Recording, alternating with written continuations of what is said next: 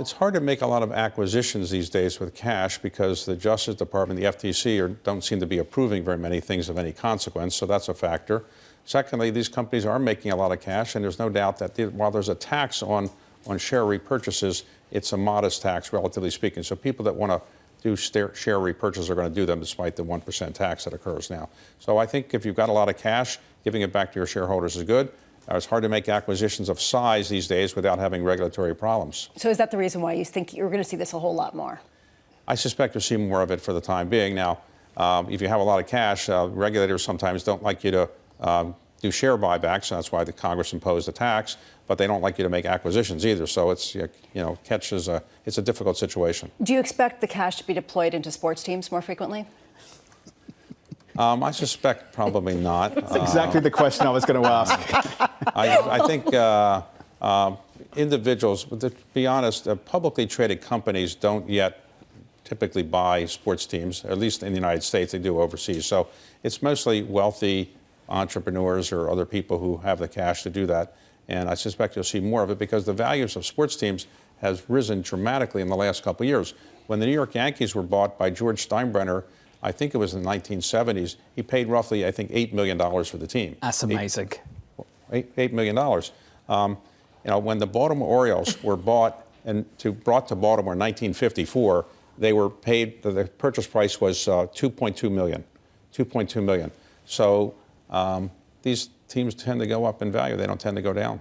There is a feeling here that maybe we've reached a saturation point with the competition for sports TV rights and that potentially we might have reached the limit for how much a franchise is worth. Would you push back against that in some way? Well, people always say this is the highest price anybody will ever pay for anything, and the world keeps going on because we have inflation and so forth. Clearly, there's only a limited number of people that can watch a game, or how many people you have on the face of the earth. Everybody can't watch every game, and even so, these prices have gone up. So, for example, take the most recent Super Bowl game.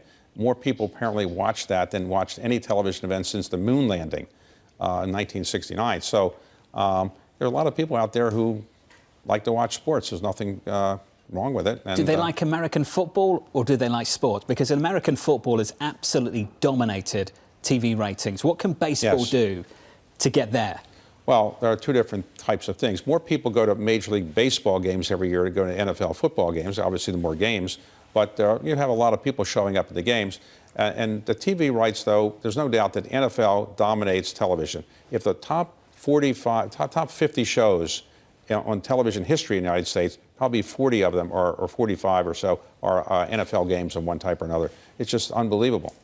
If someone's tuning in and they don't know why we're talking about this, it's because you have invested in the Baltimore Orioles, almost $2 billion. I thought we were dancing around that. Yeah, Lisa. well, I'm just going to go directly at it. I mean, what is this? This is ridiculous. But I want to ask you, why? Is it a sort of nostalgia play? Is it because of the investment for the valuation? A couple of things. First, I am from Baltimore, and I grew up rooting for the Baltimore Orioles. And I should point out that the league has not approved me yet. I have to be approved by the ownership committee. So a deal has been announced between the current owner and a group that I put together, but it's not technically approved. Hopefully it'll be approved at some point in the not too distant future. But for the time being, I would say I'm interested in it because I want to give back to my hometown. I enjoy sports. I think it's a very good investment opportunity. So for all those reasons. What's the courtship like? Do you have to go to them and explain kind of what you would do, or do you have to kind of give them a sense of your commitment to Baltimore? I'm just curious about the process of this type of thing. Well, they asked if I would go on surveillance and talk about it, and I said I would. So that was the main reason that they agreed to let me do it. I actually think that anybody that sells a sports franchise doesn't want to sell it to somebody who's going to ruin the franchise. So you have to say why you think you can make it even better than somebody's already had it, did with it. So I think we can do a good job with it, but we're going to bring back a lot of people that are well known in Baltimore. Cal Ripken is a good example. Will be investing with us and other things. So I think we can assemble a good group of people who care about Baltimore. And one of those people who care about Baltimore is a guy named Mike Bloomberg. Okay, I've heard of him. I've heard of him too. I didn't know he was an Orioles supporter. Mike is a graduate of Johns Hopkins, and I think has given more money to Johns Hopkins than any single individual in the history of our country has given to any other one university. That is true. So I think roughly $5 billion, I don't know exactly, but something like that. So he cares about Baltimore and is happy to participate in this as well. But possibly the Red Sox a little bit more. than maybe the Orioles. Maybe. I thought Boston sports was the thing for Mike. Well, I'm going to drop by the desk after this and make sure I'm not getting in trouble. Mike is probably watching, but I think his main sport might be golf, but he does like baseball. That is true as well.